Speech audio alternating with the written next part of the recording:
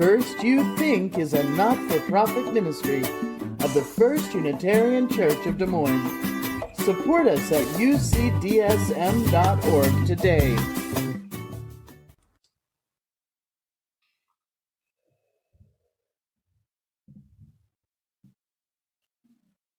Justice is our theme of the month for October. So what is it? What is justice? We are a hodgepodge of concepts bouncing off each other in patterns that grow into habits of thought. We are also bodies and bodily needs and emotions and emotional triggers and reactivity and ego defense mechanisms, elaborate and complex. We are all of that. But if your body is, for a moment, reasonably well taken care of, if it's fed and rested, reasonably healthy and pain-free, and if conditions are such as to be conducive to being calm and reflective, not consumed by any particular desire, safe, without threats to your well-being or reputation, then what's left of you is a hodgepodge of concepts bouncing off each other in patterns that have formed into habits of thought. And those concepts we carry around, those concepts that constitute us when we're healthy, safe, and calmly reflective, those concepts aren't always all that consistent. When this is exposed, we experience cognitive dissonance. Still, we might spend a lifetime happily bouncing around among our concepts along greased grooves, oblivious to tensions between them, unless some moral dilemma arises. We might not notice, for instance, that mercy is unjust. I'll make an argument today for the way I think about justice and mercy. My aim, of course, as ever, is not to convince you to agree with me, but to merely give you some fodder for what arguments you might make arranging the concepts that you're bouncing out around among. Mercy seems so benevolent, so kind. Justice seems like a good thing too. Could two things be at odds with each other and both be good? These concepts we carry around that make up our thought patterns become a part of us, bringing with them a history. And those associations are still with them. Justice, going back to classical times, has to do with people getting what they are due.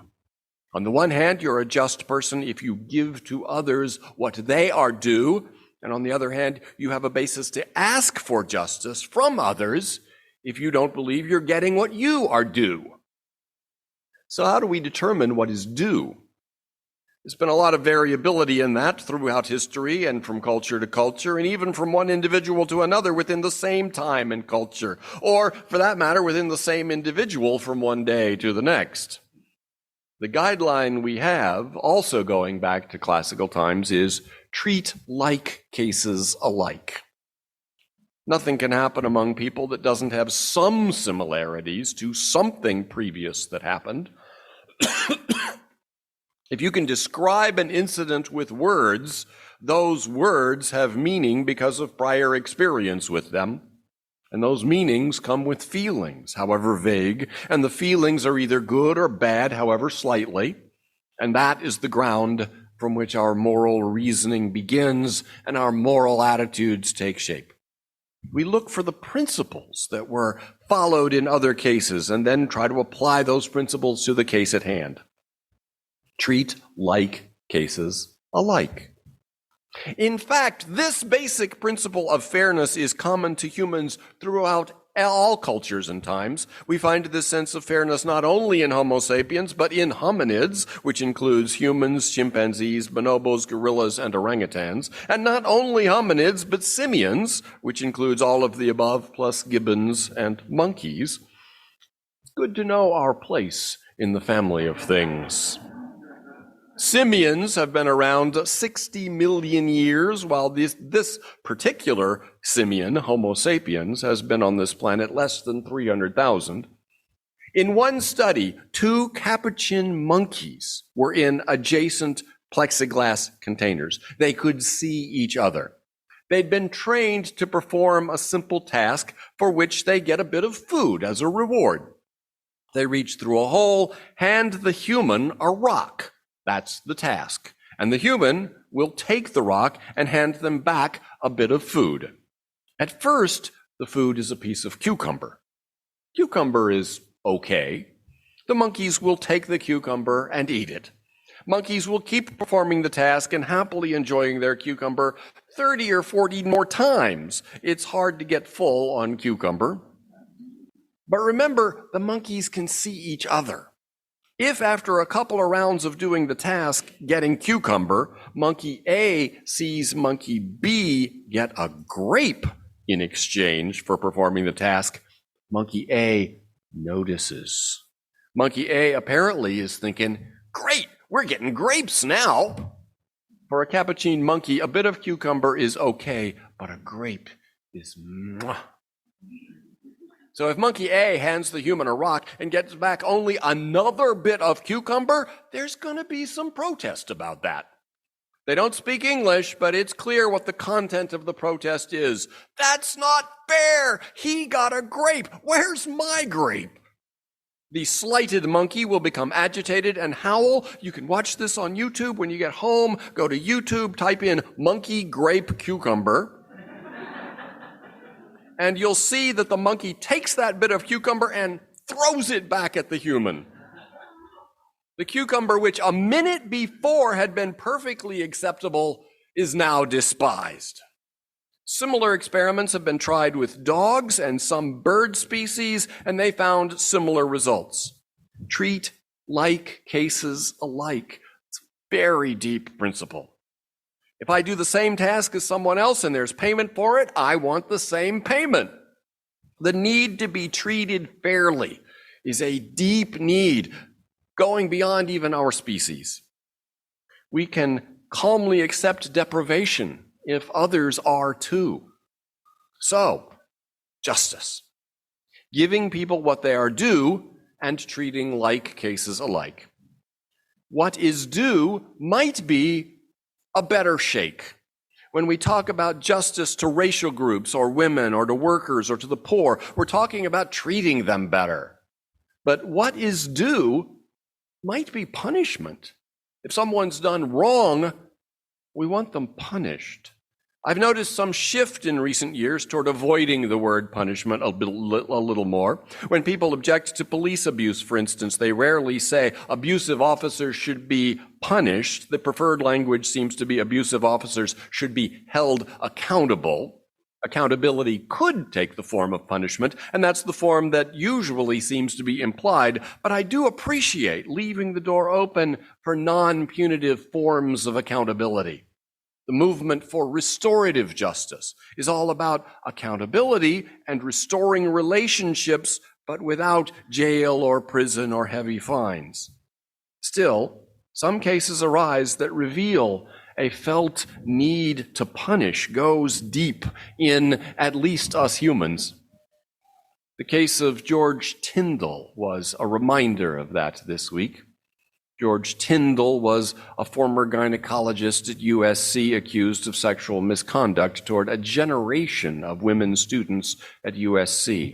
The university earlier had paid out $1.1 billion in settlement, the largest in higher education history, and Tyndall was set to stand trial on sex crimes stemming from his treatment of 16 former patients, a subset of hundreds of women who had accused him of inappropriate touching, harassment, and other misconduct during a tenure at the campus health clinic that stretched back from the late 1980s to 2016. And then George Tyndall, out on bail, died in his home a little more than a week ago. This was profoundly unsatisfying for some of his victims. Many of his accusers felt that his death allowed him to avoid justice.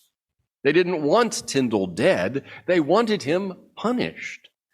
Even if some of them might have wanted the death penalty for him, and I don't know that any of them did, but if they had, what they would be wanting would be death as punishment, not death from natural causes. which is what the coroner reported and which felt like cheating his way out of the punishment that would have represented justice. The felt need for punishment runs deep. And what makes punishment punishment and not simply a mishap or natural causes is that it's deliberately inflicted by the agents of social order for the sake of social order. In the family, those agents are the parents who might punish a child for the sake of family, social order, and mores. In the state, those agents are called our justice system. In practice, of course, our penal system today does more damage to social order than it does good, but the ideal that wrongdoing should be punished, that is, that the perpetrator should endure unpleasant consequences inflicted by some authority, either human or divine, seen as overseeing our collective well-being, that idea is deeply a part of us. It's in there. Determining what punishment is due involves an evolving system of trying to treat like cases alike. Relevantly similar crimes, we feel, should get relevantly similar punishment. Of course, there's slippage around the notion of relevantly similar. If two men in separate incidents have each stolen a loaf of bread, and one of them is starving and trying to feed a family that is starving, while the other is reasonably well fed and had the money to buy the bread and just didn't want to spend it, many of us would call that a morally relevant difference. Javert, in Victor Hugo's Les Miserables, didn't think it was a morally relevant difference, and he pursues Jean Valjean accordingly. So that's a sketch of some of the ways our concept of justice bounces around in our thought patterns. What then about mercy? Do we say that Jean Valjean should get mercy, even though he did steal the bread? Or do we say, forget mercy, our principles of justice themselves should be adjusted? What then about mercy? Do we say that Jean Valjean should get mercy even though he did steal that bread? Or do we say, forget about mercy, our principles of justice themselves should be adjusted? We should understand that justice itself takes into account extenuating circumstances. So, do we then need a concept of mercy at all? Justice may call for punishment, but mercy would let you off the hook. That's the situation that Shakespeare presents to us in The Merchant of Venice. As Elizabeth reviewed for us in the reading, Antonio offers a pound of his flesh closest his heart as guarantee of a loan.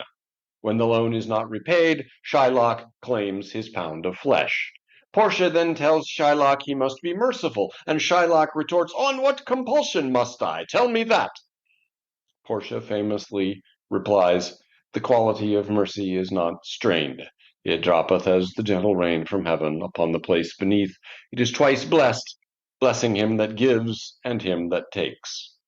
Not strained is short for not constrained, meaning that we cannot be constrained to be merciful. Mercy can't be compelled. If it's compelled, it isn't mercy.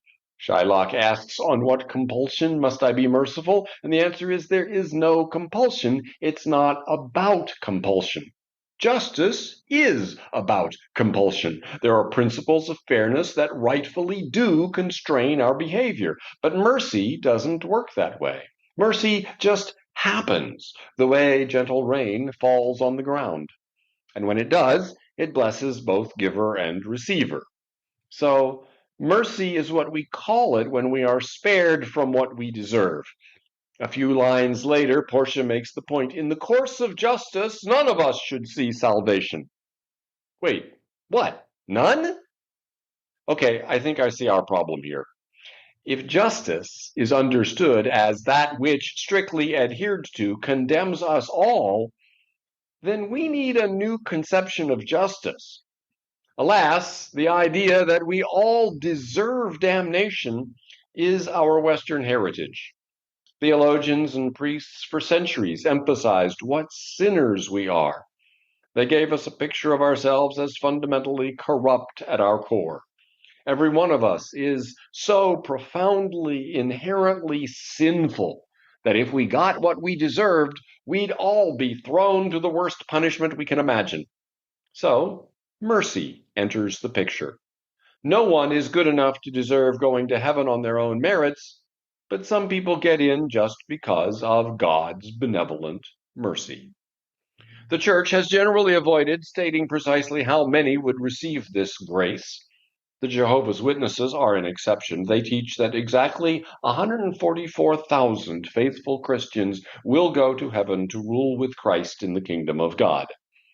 Mostly only a rough sense of the proportions was indicated. In John Calvin's theology, for instance, it seems like very few. I get the impression from Calvin that he imagines maybe something around 2% of all people will get to heaven. Our forebears, the Universalists, taught that God's benevolent mercy extends to all. Every person will go to heaven. We get our name Universalists from this doctrine of universal salvation. But even the Universalists, for the most part, didn't think people deserved it or had earned it. Justice would condemn, but God's mercy saves. On that point, the Calvinists and the Universalists agreed. They merely disagreed on how many of us God's mercy saves. Through the 20th century, Unitarians and Universalists slowly shed the sense that sin, inner corruption, was humanity's essential feature. Instead, we began to see human suffering in terms of disconnection, the deprivation in lower classes, and alienation in any class that accompanies uprootedness from healthy community of care, respect, meaning, and opportunity. We stand, as ever, in need of justice, but not justice in the course of which none of us should see salvation, but justice as the construction of fairness in the face of oppressions that undermine community, justice as healing the wounds of separation, justice as the restoration of belonging. If we have real justice in this way, then we could do without mercy. Mercy, like justice, has historically had a variety of meanings. Sometimes mercy is used to mean compassion and kindness, and we can certainly use that. Our hearts long for compassion, kindness, caring, both to give it and receive it. But mercy, taken as a decision to deviate from the requirements of justice, perhaps we could do without. Justice is principled. It follows principles. If there are rules governing the case at hand, justice follows the rules. If there are no clear rules, justice weighs the principles. Mercy, however, flouts all rules and principles. Mercy is necessarily unprincipled. Principles define justice, and mercy is deviation from justice and its principles. We might indeed think that our principles of justice need to be more compassionate, less draconian. But as long as they are principles, that is, they apply to all like cases, then they are matters of deciding what justice is, not matters of deciding when to forgo justice for the sake of something called mercy. If a judge is merciful to one convicted defendant, but not to others, that's not fair. And if the judge is merciful to all of them, then that's not mercy. It's just that judge's rules of procedure. Too much mercy and there's no enforcement of justice at all. If contracts are never enforced, no one will enter into contracts, including ultimately the social contract, and society falls apart. If our children or we ourselves are always spared any unpleasant consequences of our actions, we won't learn or won't maintain the skills and habits of responsibility. Nothing emboldens sin so much as mercy, Shakespeare has a character say in one of his lesser-known plays, Timon of Athens, making counterpoint to Portia in Merchant of Venice. Mercy is utterly capricious, and we should be suspicious of it, not just because it is abstractly unjust, but because caprice tends to favor the already privileged. In our schools, for instance, black students are more likely than white students to be referred for disciplinary action for subjective infractions such as disruption or defiance.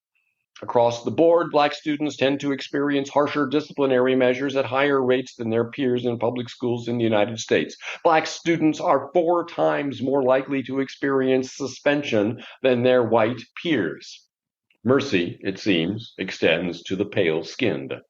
As mercy overrides the principles that would apply to everyone, what determines when mercy is extended? When the principles which constitute justice are overthrown, what's left are our implicit, unspoken biases, including implicit racial biases.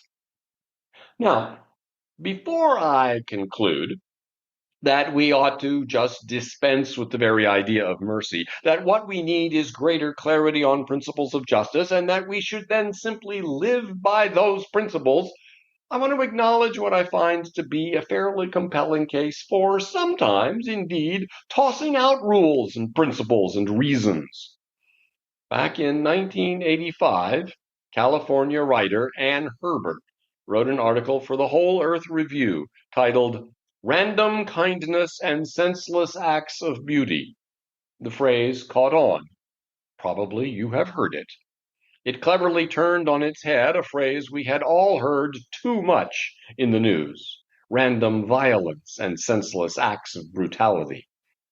What a lovely thing to instead practice random kindness and senseless acts of beauty. Herbert writes in her original 1985 article, "Anything you think there should be more of, do it randomly. Don't await a reason. It will make itself be more senselessly. Scrawl it on the wall, random kindness and senseless acts of beauty." I used to have fantasies of positive vandalism, breaking into the school at night and painting a dirty room bright colors overnight, fixing broken glass in people's houses while they're gone, leaving full meals on tables in the struggling part of town. End quote. And that really does sound lovely. And what makes that kind of random kindness different from mercy's capriciousness is that mercy is something bestowed by someone in a position of power, whether divine or human, like school authorities deciding whether to suspend a student, or a criminal court judge pronouncing sentence upon the convicted. A soldier victorious in battle might or might not show mercy to the vanquished. A person of wealth who controls resources that can make or break another's livelihood may choose to be merciful. Another way of saying that mercy is uncompelled and unconstrained is to say the option of mercy arises from being in a position of power in relation to someone else. Hence, Portia says, "It is mightiest in the mighty." So that's the conclusion I leave you with today. My argument is that compassion and kindness, caring and love are the greatest forces and the highest achievements humanity can strive for. But if we get justice right, then we will have no need for a concept of mercy that is in any way distinct from compassion and kindness. And if you're not in a position of exercising power over, then some randomness, some caprice, just following the whims of impulses to kindness can also be a beautiful thing. Blessing indeed, the one that gives and the one that takes. May it be so. Blessed be. Amen.